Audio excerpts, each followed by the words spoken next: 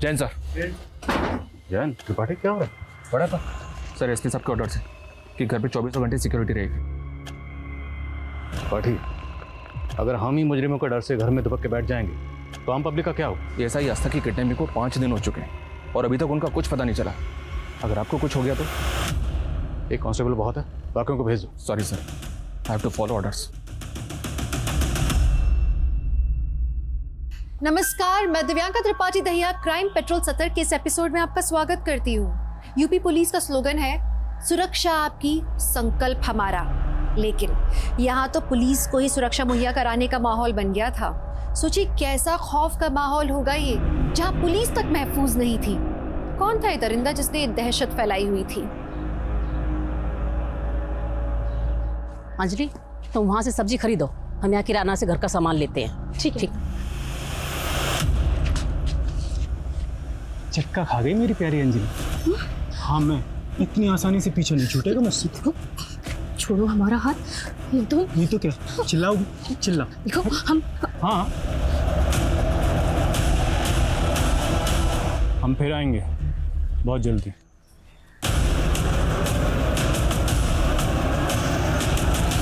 बताना कौन था वो? बोलती काहे नहीं? वहां तो बड़ा हाथ पे हाथ पकड़े खड़ी थी उसका। मम्मी, हमने हाथ नहीं पकड़ा था। वो प्रदीप था, हमारा पहला पति। पति? हमरी तो किस्मत ही फूट गई। एक तो उम्र से बड़ी औरत से अपने बेटे की शादी करा दी, ऊपर से पति भी आधम का। अब समझ में आ रहा है माँ कि रोज मंदिर किस भगवान के दर्शन के लिए जाती थी। नहीं विजय, ऐसा नहीं है। हमने खुद उसे इतने सालों बाद देखा। अरे हम खुद चौंक गए थे उसे चौंक गए थे? देखकर। क्या पुराने आशिक को देख के पुराने दिन याद आ गए? विजय, बहुत हो गया। हमारी पहली शादी, हमारा पहला पति, सब कुछ बताया आप लोगों को, कुछ नहीं छुपाया आपसे।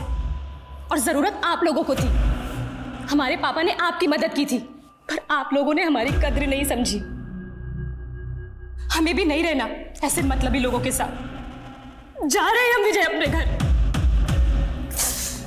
फुट्टी खोड़ी लाल लगान, खाए चना और बोले बादाम। अंजलि बेटा, एक बार और सोच। नहीं पापा, अब हम विजय के पास नहीं जाना चाहते। अब हमसे और सहन नहीं होता है पापा। बेटा, सहना तो तुझे यहां भी पड़ेगा। तू तो अपने भाई भाभी को जानती है ना। अब ये दोनों बिजनेस भी संभाल रहे हैं। अब हम में ताकत नहीं है अपनों से लड़ने की। पर पापा, क्या हमारे इस घर पे कोई हक नहीं है? बेटा, ये 30 लाख की एफडी है, ये मैंने तेरे लिए बनवाई थी। बेटा, किसी को बताना मत। ये एफडी 1 साल में मैच्योर भी हो जाएगी। बेटा, तब तक एक कोशिश करके देख ले, शायद विजय का दिल तू जीत पाए।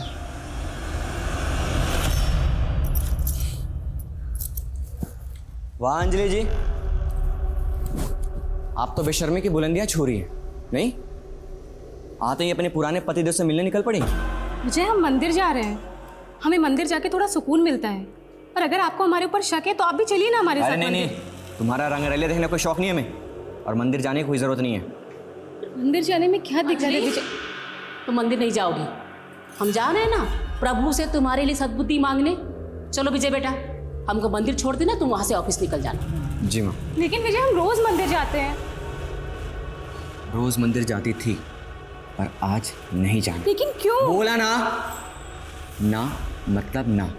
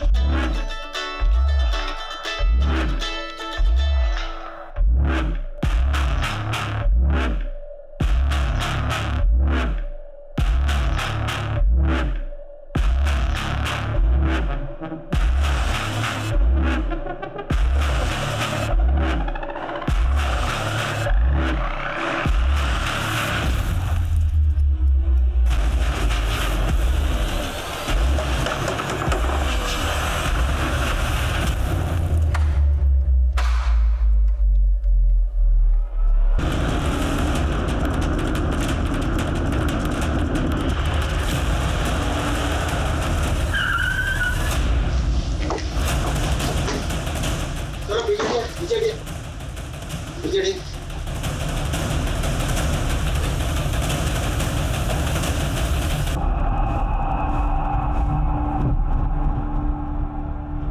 ब्रूटली मर्डर हुआ है सर। पूरी बॉडी पे बाइट मार्क्स है। ऐसा लगता है जैसे किसी ने जानवर की तरह पूरी बॉडी को नोच खाया हो। सर रेप के भी चांसेस लगते हैं। अगर रेप भी हुआ है तो बॉडी की हालत को देख के लगता है कि शायद एक से ज़्यादा लोग इन्वॉल्व रहे होंगे।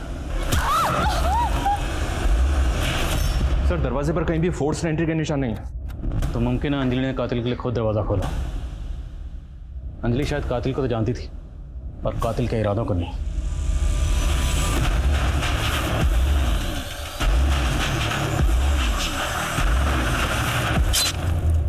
अलमारी में कुछ भी कीमती चीजें नहीं सर। अंजलि की सास ने भी कंफर्म किया कि अलमारी से गहने और पैसे चुराए गए।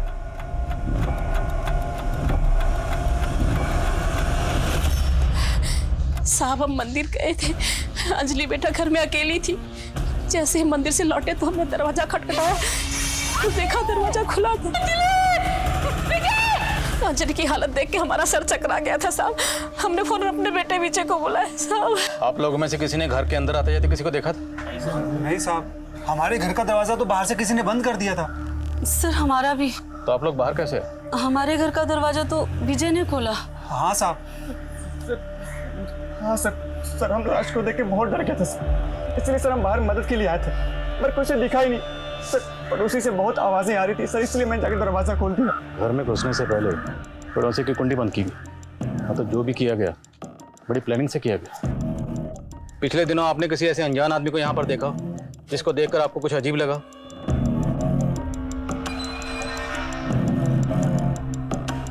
सर पड़ोसियों के घर को बाहर से लॉक करना, इतनी आसानी से घर के अंदर घुसना, उसके बाद लूट, फिर रेप और मर्डर। ऐसा लग रहा है कि शायद मेन मोटिव लूट का नहीं बल्कि दुश्मनी का था। अगर कातिल का मकसद दुश्मनी निकालना था तो सवाल यह है कि दुश्मनी किससे निकालेगी? अंजलि से या अंजलि को मारकर उसके परिवार से? सर आसपास कोई सीसीटीवी नहीं है। पूरा घर छान मारा पर कोई मर्डर वेपन नहीं है। कौन लोग थे, कहाँ से आए, कहाँ गए, किसी ने नहीं देखा। अंजलि और विजय का बैकग्राउंड खंगालो और बॉडी को पोस्टमार्टम के लिए भेजो। Okay sir.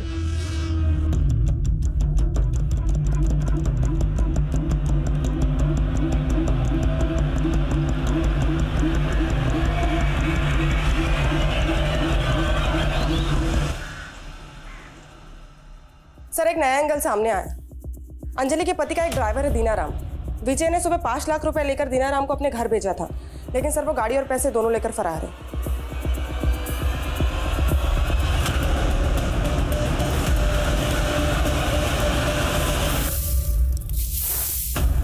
ए ब्यूटी, जरा ठीक से झाड़ू लगा, नहीं तो आज रोटी की जगह पर ना चमाट मिलेगी तेरे को। आगे तक लगा, आगे तक।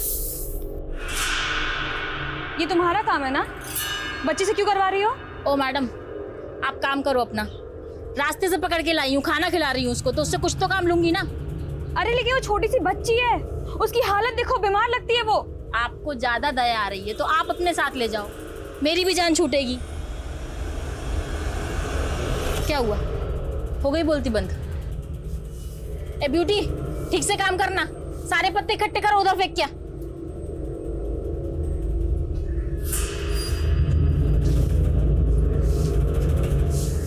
बेटा डरो मत,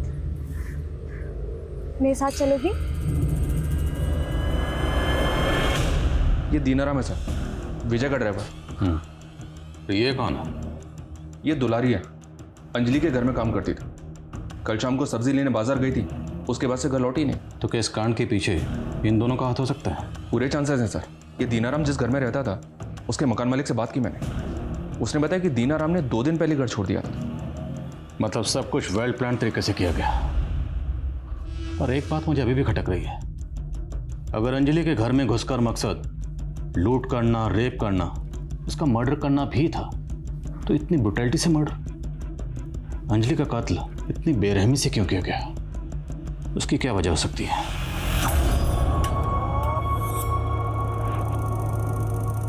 हमारी गलती थी। अंजलि तो वापस जाना नहीं चाहती, हमने ही उसे वापस भेजा। काश हम उसे मना कर देते। विजय ने ही मारा है मेरी बेटी को, देखिए, हम पूछताछ कर रहे हैं, जो भी गुनहगार होंगे उन्हें सजा जरूर मिलेगी।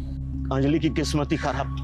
उसका पहला पति भी बहुत ही कमीना निकला और दूसरा पहला पति प्रदीप बहुत ही कमीना आदमी है वो। चक्का खा गई मेरी प्यारी अंजलि। प्रदीप बहुत ही मारता था मेरी बेटी को, बड़ी मुश्किल से उससे छुटकारा दिलवाया था, लेकिन ये विजय उससे भी बड़ा कमीना निकला। बहुत ही गिरा हुआ था सर वो। तो विजय और अंजलि की शादी कैसे हुई? I mean, अंजलि पहले से शादीशुदा थी और विजय से उम्र में भी काफी बड़ी थी। विजय हमारे साथ बिजनेस करता था और उसे हमें 8 लाख रुपया देने थे, तो इसी सिलसिले में वो हमारे घर पर आता था और अंजलि को देखता था और उसे अंजलि पसंद आ गई। उसने शादी की बात छेड़ी और हमने हाँ कर दी, लेकिन साहब हमने उसे अंजलि की पहली शादी के बारे में सब कुछ बता दिया था और वो मान गया था। उसकी अच्छाई को देखकर हमने वो 8 लाख रुपए भी माफ कर दिए थे साहब। लेकिन साहब इतना सब कुछ करने के बाद भी उसने मेरी बेटी के साथ। आओ, तुम यहाँ आराम से बैठो, मैं पानी लेकर आती हूँ। ठीक? अरे नीचे क्यों बैठ रही हो? ऊपर आराम से बैठो।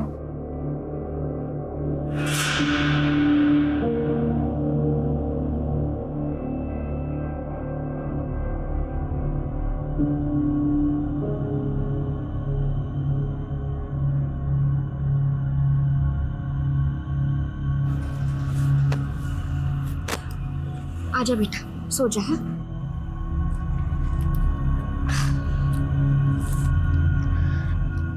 माँ, ये बहुत चुभ रहा है। कोई बात नहीं बेटा, यहाँ आजा मेरे पास। हाँ, गोदी में लेट जा। हाँ,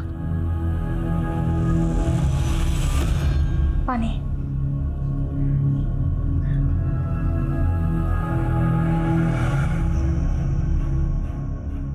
तुम्हें अच्छा लगा मेरा घर? तुम्हारा घर कहाँ है? तुम्हारे मम्मी पापा?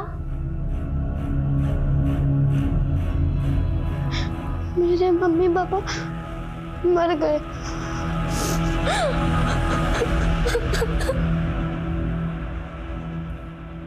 भिजवा दो। सर, अंजलि की पोस्टमार्टम रिपोर्ट जितना सोचा था उससे कहीं ज्यादा पेनफुल डेथ थी उसकी। रिपोर्ट के मुताबिक उसके गले को इतना धीरे धीरे इंच इंच करके काटा गया कि उसके फेफड़ों में खून जमा हो गया। मतलब लूट और रेप सिर्फ एक डायवर्जन था, असली मकसद दुश्मनी निकालना ही था। पूरी फैमिली की डिटेल्स निकलो। और दीनाराम के साथ जो मेट थी, क्या नाम है? दुलारी। पता करो इस वक्त दोनों कहाँ।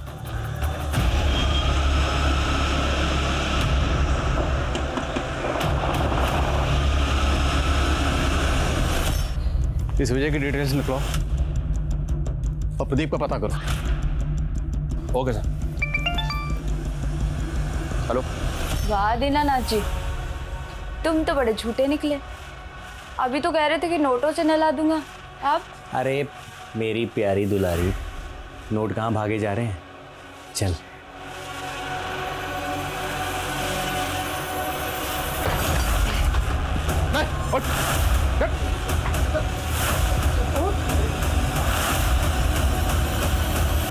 चेक कर। सर।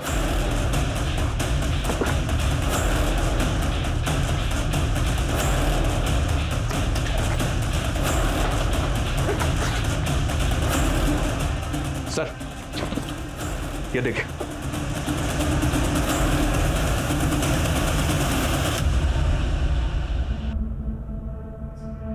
ब्यूटी, ब्यूटी, छोड़ो उसे, छोड़ो। कितनी बार कहा है ना, ये सब काम तुम्हारे लिए नहीं है। पर घर पर भी मैं मेरी माँ की मदद करती थी और आप भी तो मेरी। रुक क्यों गई? तुम मेरे लिए मेरी बेटी जैसी ही हो। माँ की याद आती है? तुम मुझे बताओ कि तुम्हारी माँ कैसी थी? चल किराया निकाल। साहब, आज तो मेरे पास पैसे नहीं है। मैं अगले हफ्ते खुद आके आपको सारे पैसे लौटा देती हूँ। हाँ, अगले हफ्ते नहीं, मेरे को कल पैसे चाहिए। हट, तेरी बेटी को लेके जा रहा हूँ। पैसा दे के ना, इसको लेके जाना। मेरी बच्ची को छोड़ दो साहब, मेरी बच्ची को छोड़ दो ना, मैं आपको पैसे ला कर देती हूँ साहब, मुझे माफ करिए पैसे साहब, मेरी बच्ची का। कल तक पैसे मिल जाने चाहिए, नहीं तो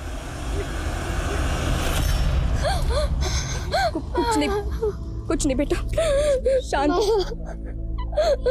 हो जा बेटा, मेरी माँ है ना। छोटी सी उम्र में कितना कुछ देख लिया तुमने, लेकिन अब तो फिक्र मत कर,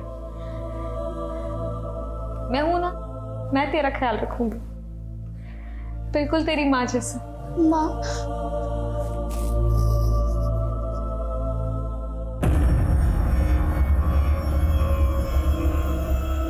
कोरोना नहीं है आपको, मामूली सा वायरल फीवर है। आप भी कारण परेशान हो रहे हैं, हम दवाई लिख देते हैं, एकदम ठीक हो जाएंगे। हम डॉक्टर के लिए, हम डॉक्टर, आप मरीज। बेटा सौहार्द, पापा अभी असली मरीज को देख रहे हैं, थोड़ी देर जाके मनीष चाचू के साथ खेलो ना। पापा डॉक्टर खेलते ना पापा। मनीष, डॉक्टर। अरे मनीष जी भैया, इसको जरा अंदर ले जाओ ना। अरे सौहार्द, चलो हम खेलते हैं तुम्हारे साथ डॉक्टर। नहीं चाचू, आप डॉक्टर कैसे कह सकते हैं? डॉक्टर तो पापा है, पापा खेलेंगे ना पापा। डॉक्टर दो मिनट, अच्छा चलो। ये डॉक्टर हम लोग डॉक्टर नहीं, लुका छिपी खेलेंगे, तुमको पसंद है ना? पापा 100 तक गिनती गिनेंगे, तुम कहीं जाके छिप जाओ, ठीक? हम कबड़ में छुपेंगे, आप हमें कभी नहीं पकड़ पाएंगे। डॉक्टर हाँ, चलो। सर बता दे सर, बता दो सर। सर वो हम दुलारी से बहुत प्यार करते हैं सर, वो शादीशुदा है लेकिन अपने पति से परेशान थी, और सर मैं पैसों की किल्लत से, इसलिए सर सोचा कि अगर पैसों का कहीं से जुगाड़ हो जाए तो हम दुलारी को लेकर कहीं दूर चले जाएंगे। इसलिए जब विजय बाबू ने हमें 5 लाख रुपए दिए तो हमें लगा कि यही सही मौका है। मौका देखकर तूने अंजलि का पहले रेप किया और फिर मर्डर किया। ऐसा मत बोलिए साहब, हम तो दिनाराम से प्यार करते हैं, इसलिए उसके साथ चले आए। हमने किसी को नहीं मारा, और दिनाराम ने भी किसी को नहीं मारा होगा। ये दिनाराम ये तो कबूल कर रहा है कि उसके घर से जो कैश रिकवर हुआ वो वही कैश है जो विजय ने उसे दिया था, लेकिन इस बात से साफ मना कर रहा है कि अंजलि के कत्ल और रेप से उसका कोई ताल्लुक है। दुलारी भी यही कह रही है सर, लेकिन अगर इन दोनों ने कुछ नहीं किया तो फिर किसने किया? अंजलि के घर से 50,000 कैश और तकरीबन 8 लाख की ज्वेलरी चोरी हुई थी, तो जिसने भी ये कांड किया है कैश तो उड़ा दिया होगा, पर गहने वो अभी तक संभाल के रखे होंगे। मामला ठंडा होने का इंतजार रहा होगा, लेकिन गहने बेचे जरूर जाएंगे। शहर के जितने भी ज्वेलर्स हैं सब जगह अपने आदमी तैनात करो। Okay sir. सोहाद्या कहाँ है बेटा? सोहाद्या, ये लड़का कहाँ चला गया? जयंती भाभी, मैंने सुहाद्या को हर जगह देखा पर वो कहीं नहीं दिख रहा है। क्या? सोहाद्या, अरे क्या हुआ, इतना शोर क्यों मचा रहे हो तुम लोग? अरे सोहाद्या कहीं मिल नहीं रहा, पता नहीं कहाँ छुप गया है। अभी 1-2 घंटे पहले तो मेरे साथ वो लुका छिपी। हम कबड में आके छिपेंगे, आप हमें कभी नहीं पकड़ पाएंगे। कबोर्ड।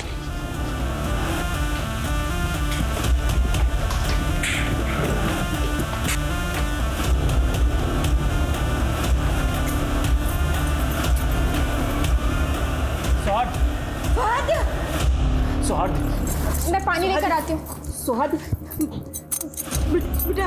बेटा जीत गया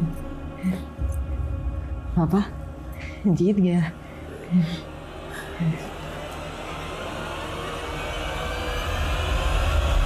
सर हमारा अंजलि का मर्डर से कोई लेना देना नहीं है।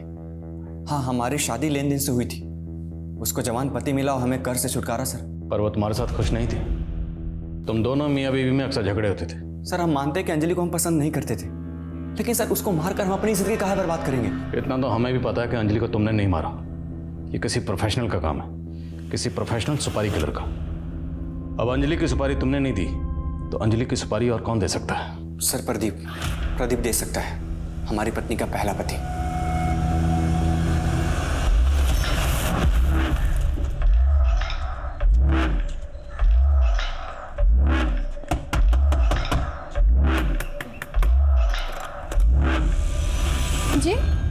दीदी, 2 दिन से बच्चे भूखे हैं, बहुत भूख लगी है दीदी, खाने को कुछ मिलेगा? ठीक है, तुम रुको, मैं कुछ लेकर आती हूँ।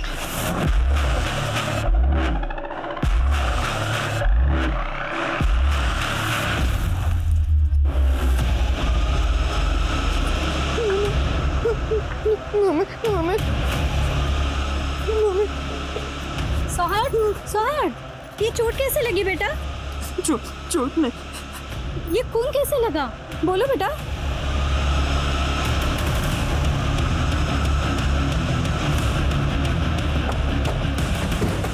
आइए सर, मैंने ही बुलाया था।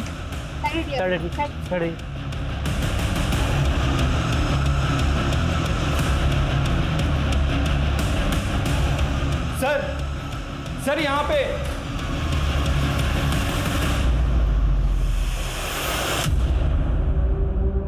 सर मैंने पड़ोसी से बात की है। डॉक्टर अजीत के साथ जिस औरत की लाश मिली है वो और कोई नहीं, डॉक्टर अजीत के भाई मनीष की बीवी रूपा है सर। अजीत का भाई मनीष भी घर पर मौजूद नहीं था, राइट? Yes sir. और सर वारदात के वक्त घर पे 3 ही लोग मौजूद थे, डॉक्टर अजीत, उसके भाई की बीवी रूपा और डॉक्टर अजीत का बेटा सौहार्द। बेटा सौहार्द, तुम्हें पता है तुम्हारे पिताजी को किसने मारा? घर पे कोई आया था क्या? अंकल। हाँ बता बेटा, कौन आया था? भूख लगी अंकल, कुछ खाना। आज खाना खाने के बाद ना 2 से 10 तक की पहाड़ी याद करेंगे। जी माँ। तुम्हारे उम्र के बच्चे को सब कुछ आता है, लेकिन तुम भी जल्दी सीख जाओगी, ठीक है?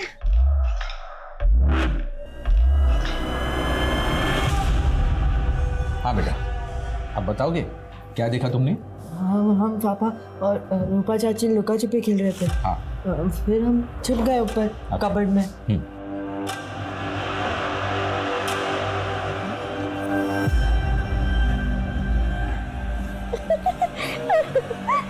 पापा, आप और रूपा चाची क्या खेल रहे हो? हम तो लुका छुपी खेल रहे थे ना। हम लुका छिपी खेल रहे थे बेटा, तुमने हमें ढूंढ लिया। अब तुम जाके छिपो, हम तुम्हें ढूंढेंगे। फिर हम वापस वही कबर्ड में आके छुप गए। तो थोड़ी देर बाद आवाज आई तो देखिए रूपा चाची और 4 अंकल वो पापा वाला गेम खेल रहे थे, और एक आंटी भी थी। फिर रूपा चाची भाग गई, फिर वो 4 अंकल और वो आंटी भी गई, तो हम भी गए पीछे पीछे। फिर नीचे सर ये सौहार्द ऑटिस्टिक चाइल्ड है, क्या हम इसकी बातों पर यकीन कर सकते हैं? बिल्कुल कर सकते हैं शर्मा, क्योंकि सौहार्द आम आदमियों की तरह सच में झूठ नहीं मिला सकता। उसने वही कहा जो उसने देखा, अनजाने में। शायद उसको पता नहीं कि उसने कितनी भयानक वारदात देखी है। और सर अगर सौहार्द की माने तो डॉक्टर अजीत और उसके भाई की बीवी रूपा दोनों के बीच में अफेयर चल रहा था सर। सर ये भी तो हो सकता है कि जिसने रूपा और अजीत का मर्डर किया वो और कोई नहीं बल्कि मनीष। उसे रूपा और अपने भाई के अफेयर के बारे में पता चल गया हो, और उसने। और जब रेप हो रहा था तब जो औरत वहां पर मौजूद थी वो जयंती हो सकती है। जयंती और मनीष दोनों के फोन बंद है। पता करो इन देवर भाभी के बारे में। सर आप यहाँ अकेली रहती हैं? हाँ, साल के 6 महीने अकेली रहती हूँ। मेरे पति मोहित मर्चेंट नेवी में है, तो 3-4 महीने में एक ही बार आते हैं। लो तुम्हारे बाल बन गए।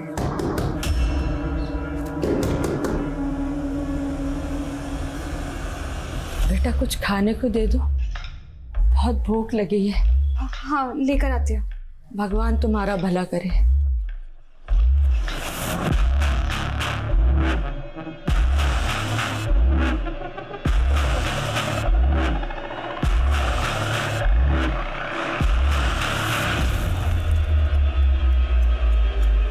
ले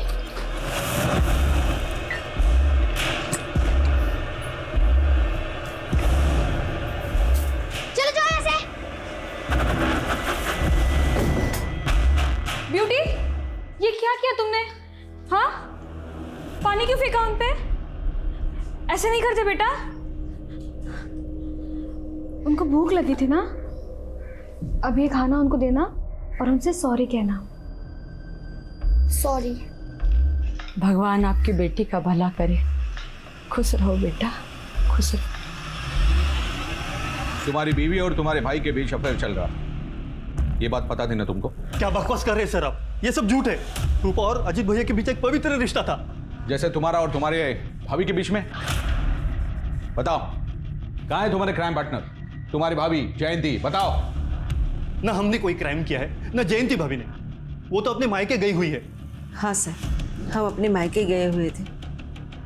आपके देवर मनीष का कहना है कि आपके पति और आपकी देवरानी रूपा के बीच कोई गलत संबंध नहीं थे। झूठ बोल रहे हैं सर, मनीष भाई साहब को सब पता था। दरअसल रूपा और अजीत के रिश्ते को उन्होंने ही बढ़ावा दिया था। क्या? दरअसल मनीष भाई साहब कुछ कमाते नहीं थे, सारी जिम्मेदारी हमारे पति पर थी। उनके टुकड़ों पर पल रहे थे, इसलिए मनीष भाई साहब अपनी बीवी रूपा को हमारे पति अजीत के पास भेजते थे। और आप ये सब सह रही थी? और कोई चारा भी तो नहीं था सर, क्या करते? हमारे बेटे की कंडीशन तो आप जानते हैं ना, उसकी दवाइयाँ, उसके भविष्य के बारे में हम नहीं सोचते तो और कौन सोचता। पर कुछ वक्त से अजीत ने अपनी बेशर्मी की सारी हदें पार कर दी। जो हरकतें वो बंद कमरे में करता था वो खुलेआम होने लगी। बस हमारा सब्र खत्म हो गया, इसलिए हम अपने मायके चले गए। सर, हमने अजीत और रूपा को नहीं मारा है, हम सच कह रहे, हम अपने बच्चे की कसम खा के कहते हैं। खुलासे हो रहे थे। क्या इन दोनों केसेस के आपस में तार जुड़े हुए थे? वक्त तेजी से गुजर रहा था और पुलिस पर दबाव बनता जा रहा था। अब जरूरी था कि पुलिस कोई नए तरीके आजमाए। सर, सभी ज्वेलर्स को अलर्ट पे रखा है, लेकिन अभी तक कोई भी ज्वेलरी बेचने आया नहीं है। तो शायद हमें अपना तरीका बदलना पड़ेगा। अभी तक हम ज्वेलर शॉप पे फोकस कर रहे हैं, जबकि काले धंधे अक्सर रात के काले अंधेरों में किए जाते हैं। एक काम करो, जितने भी लोग इस तरह के गहने बेचने और खरीदने के सस्पेक्ट हैं, सबकी लिस्टिंग करो। सबके घरों के बाहर सिविल ड्रेस में अपने आदमी तैनात करो, नजर रखवाओ दिन रात। Okay sir. पुलिस को कुछ वक्त लगा, चोरी के जेवर बेचने वालों पर उन्होंने सख्त निगाह रखी और बसंत नाम के एक शख्स पर उनकी निगाह आकर टिक गई। बसंत जौहरी था, लेकिन चोरी के गहनों की खरीद बिक्री वो अपने घर से करता था, वो भी उन लोगों के साथ जिन्हें वो पहले से जानता था। पुलिस के लिए काम कर रहे खबरी पहले चोरी चकारी में सम्मिलित थे। पुलिस ने उनकी मदद ली, जाल बिछाया और बसंत को धर दबोचा। या तो चोरी का माल खरीदने के जुर्म में हम तुझे यहीं रख दें लॉकअप में, या फिर अगर तुझे बचना है तो हमारी मदद कर। ठीक है साहब, मैं आपकी मदद करने के लिए तैयार हूँ, लेकिन सर मेरे पास उनका नाम पता कुछ नहीं है। जब भी उनके पास कुछ माल आता तो वो मेरे पास खुद आते हैं। हमारे आदमी 24 घंटे तुम्हारे घर पर तैनात रहेंगे, गलती से भी गलती करने की सोचना मत। नहीं साहब। पुलिस ने बसंत के घर पर दिन रात पहरा लगाए रखा। हफ्ते गुजर गए, महीने गुजर गए, पुलिस ने अपना सब्र बनाए रखा और 78 दिन बाद बसंत के घर एक दस्तक हुई।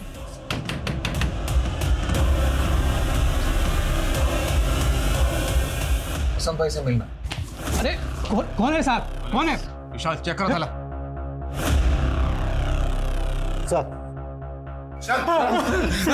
साहब मैं अरविंद हूँ, ये शंकर है। साहब वो जेवरात हमें रास्ते में पड़े मिले थे, चोरी नहीं किए। उनको बसंत भाई के पास बेचने के लिए ले जा रहे थे, चोरी नहीं की साहब हमने। आपको लगता है कि इस उम्र में हम चोरी चकारी करेंगे? हम मामूली से इंसान है साहब, एक टोकरी चाकरी करने वाले। वो गहने नीचे पड़े दिखे ना तो लालच आ गया साहब और चले गए बसंत भाई के पास। तुम लोग नौकरी पेशे वाले मामूली लोग हो ना, तो चोरी चकारी का माल खरीदने वाले बसंत को कैसे जानते हो? वो क्या? जब तक सच ना बोले मरम्मत चालू रखो। चोरी नहीं की साहब, तो। और कौन कौन शामिल है तुम्हारे ग्रुप में? बोल दो, छोड़ दूंगा।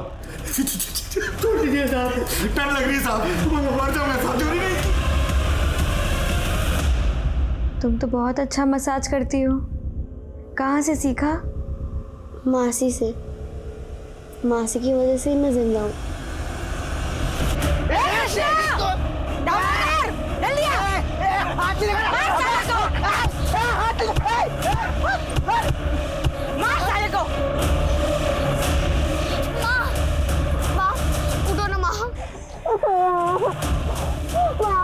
बेटा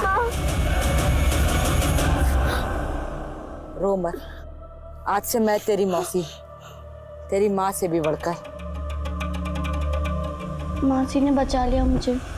मासी बिल्कुल आपके जैसे है, अच्छी अच्छी बातें सिखाती है, सपने दिखाती हैं। फिर कहाँ गई तुम्हारी मौसी?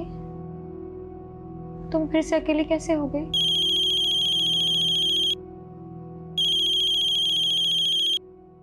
हेलो।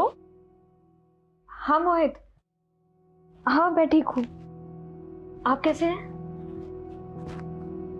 हाँ, आप कब तक आएंगे?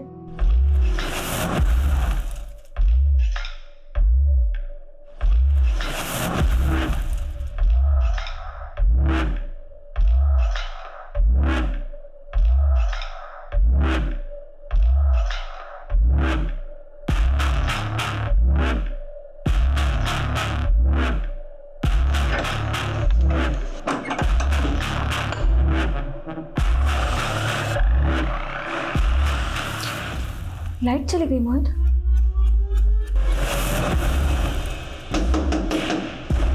एक सेकेंड माँ, मैं देके आती हूँ।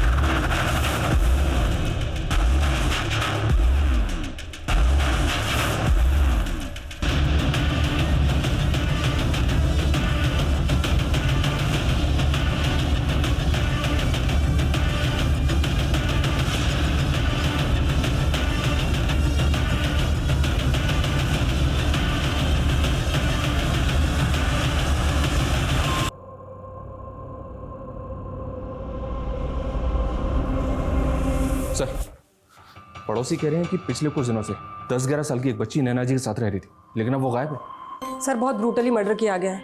अंजलि के जैसा सिमिलर केस है।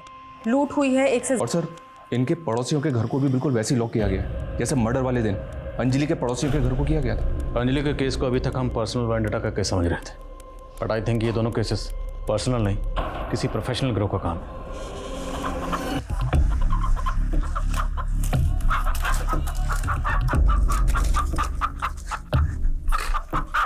ए, जा बलि देकर आ और प्रसाद लेकर आ।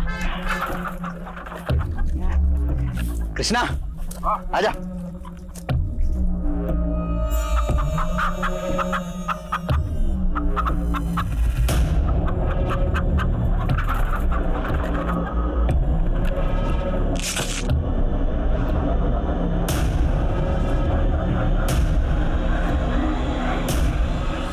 लो अम्मा।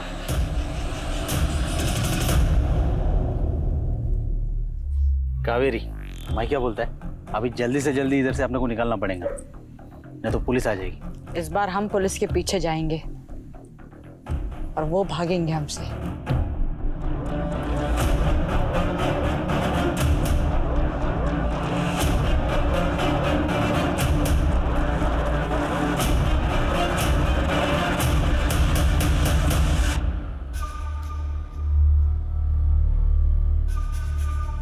अरे आस्था मैडम, आप थाने जा रही हैं? हाँ, ऑटो का वेट कर रही थी। अरे मैं भी थाने जा रहा हूँ, आइए ना, छोड़ता हूँ मैं आपको। Thank you. बैठिए।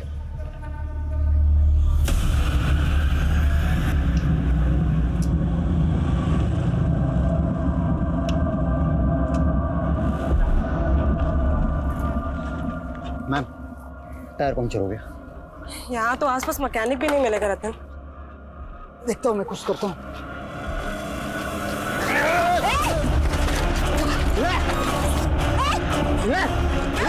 सीधा खड़े रहे। अब ये काकी को कैसे खाक में मिला दो तुम लोग।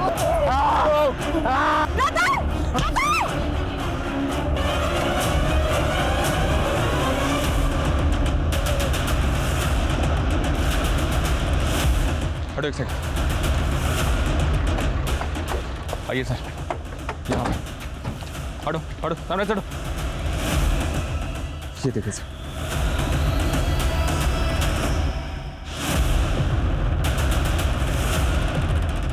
सर ये ऐसा ही आस्था भी रतन के साथ थी।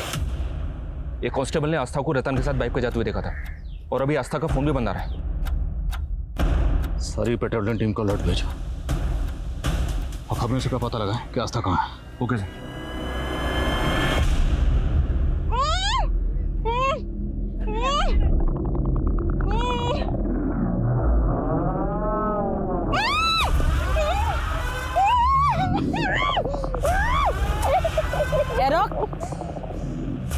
रुका ही तो नहीं जाता। ऐसी कड़क औरत कहाँ रोज रोज मिलती है। बकवास बंद कर, बाहर आ।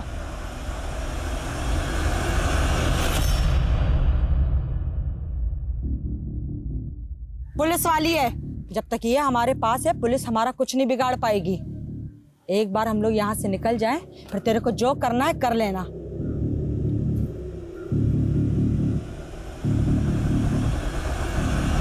सर हमारी खबरों से भी पता नहीं चल रहा है कि एसआई आस्था इस वक्त कहाँ पर है और किस हालत में है। और ये अरविंद और शंकर, इन दोनों को 24 घंटे से भूखा रखा है। इनकी पिटाई भी किया सर, लेकिन दोनों अब भी एक ही बात बोल रहे हैं कि वो निर्दोष हैं। त्रिपाठी, मैं ये कुछ पुराने केसेस देख रहा था। इसमें साउथ का एक गैंग है पांडुपालिया, जो लोगों के घर में घुसकर रेप करता है, मर्डर करता है और चोरी चकारी करता है। इस गैंग के बारे में मैंने भी सुना है। ये साउथ के कोई आदिवासी या बंजारी लोग हैं, लेकिन सर ये लोग अभी तक नॉर्थ इंडिया में एक्टिव नहीं हुए। हाँ, बट इनकी जो मोडस ऑपरेंडी है वो सेम है जैसे हमारे यहाँ हो रहा है। ये जिस भी मोहल्ले में घुसते हैं, सबसे पहले मोहल्ले में घुसकर पड़ोसियों के घर की कुंडी बाहर से बंद कर देते हैं, फिर दरवाज़ा नॉक करते हैं और दरवाज़ा खुलते ही जो भी शख्स सबसे पहले इनके सामने आता है उसके सर पर डंडे से वार करते हैं। ये विक्टिम का गला धीरे धीरे काटते हैं और विक्टिम के चीखने की, कराहने की आवाज़ सुनते हैं। और ये लोग पूर्णिमा को शुभ मानते हैं। और ये पूरी लूटपाट करने के बाद लूटपाट का जो माल है उसे बेचने के लिए गिरोह के यंग लोग नहीं बल्कि बुजुर्ग लोग जाते हैं, ताकि किसी को अरविंद और शंकर की रिमांड कब खत्म हो रही? 10 दिन बाद सर। और पूर्णिमा कब? 4 दिन बाद। अरविंद और शंकर से कहो कि 10 दिन से पहले हम उन्हें छोड़ने वाले नहीं हैं। Okay sir. त्रिपाठी सर।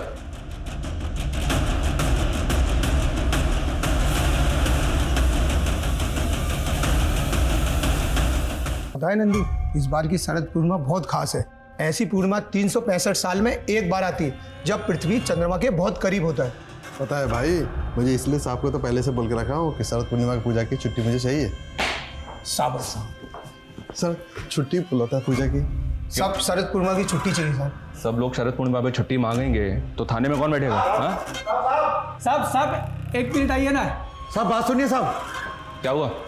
क्यों साहब सब चिल्ला रहे हो? हाँ? हम लोगों को कब छोड़ेंगे? 6-7 दिन लगेंगे साहब। बहुत देर हो जाएगी साहब, 1-2 दिन में छोड़ दीजिए ना। अभी इनको जो बोला सुना नहीं तुमने?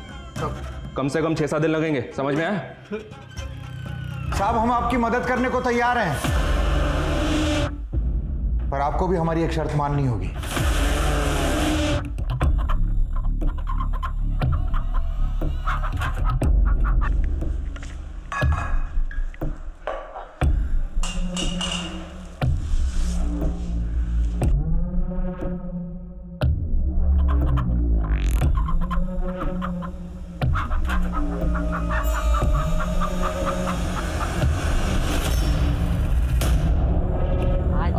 बढ़िया है।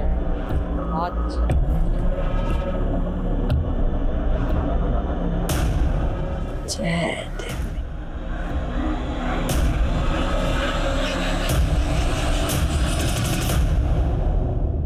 सारा पी जाएगा क्या?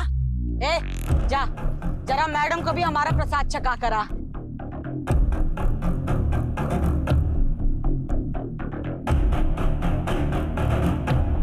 ये ले, पी, प्रसाद है। पी। शुक्रिया साहब। पूर्णिमा के दिन मुर्गा न खाया ऐसा आज तक कभी नहीं हुआ।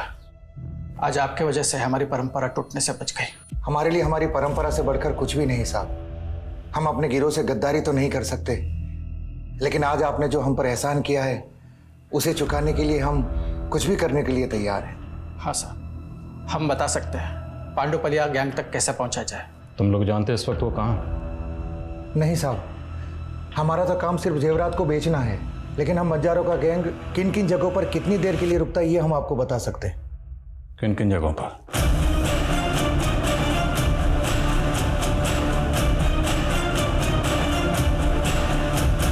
सर, ये ऐसा ही आस्था को पांडुपालिया गैंग ने किडनैप किया है। उनका एक धमकी भरा लेटर भी मिला है। उस लेटर में लिखा है कि उनका अगला टारगेट आप है।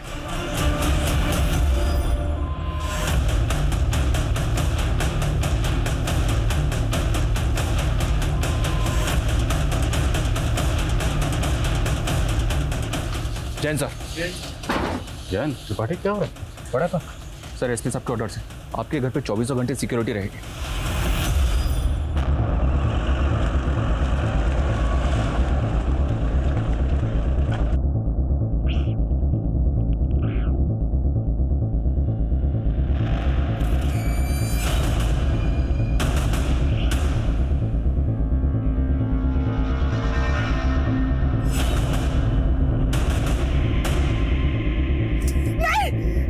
पूर्णिमा खून से नहाऊंगा मैं।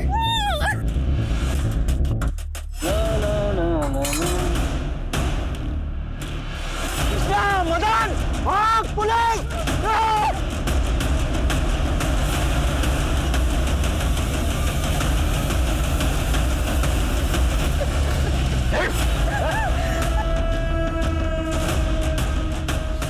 चल।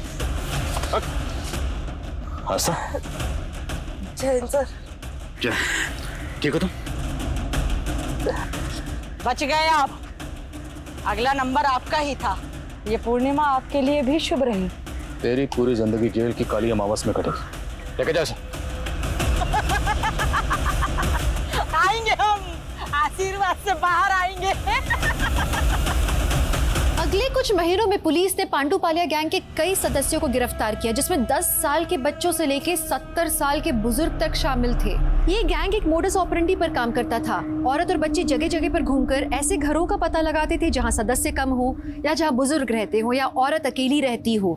ये इनके इजी टारगेट होते थे। पूछताछ में गिरोह के एक सदस्य ने बताया कि आमतौर पर वो उन घरों को निशाना बनाते थे जो मोहल्ले के आखिरी में हो या जो नदी और मैदानों के पास हो, जहाँ से भागने में आसानी हो। मैं इस बात को अच्छी तरह से समझती हूँ कि हमारे समाज का एक बहुत बड़ा तबका है जिसके साथ सालों से नहीं दशकों से अन्याय हुआ है और उन्हें अपनी जिंदगी को बेहतर बनाने का मौका कभी मिला ही नहीं। लेकिन इसका मतलब ये कतई नहीं कि कोई जुर्म का रास्ता इख्तियार कर ले।